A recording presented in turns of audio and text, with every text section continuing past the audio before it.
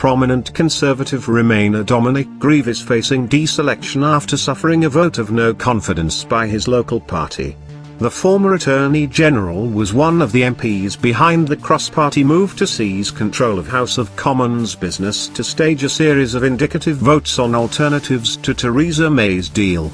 He backs a second referendum and last week said Mrs May's attack on Parliament for blocking her Brexit deal left him never more ashamed to be Conservative, adding, "I could have wept."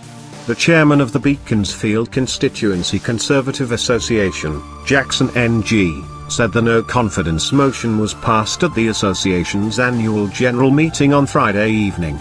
He tweeted, "Our members had robust discussion with our MP, Dominic Grieve QC on Brexit before voting on a motion of confidence in him as our MP, which, I can confirm with a heavy heart that he failed to retain. He remains our Conservative MP, but I will be speaking as soon as possible to my fellow officers and the Executive Council."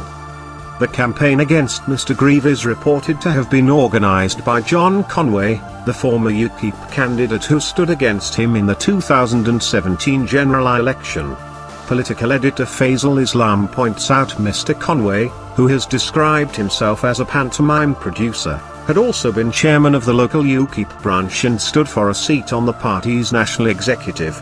The no-confidence vote, passed by 182 to 131 votes, paves the way for the association's Executive Council to decide if Mr Grieve will have to take part in a new candidate selection for the safe Tory seat.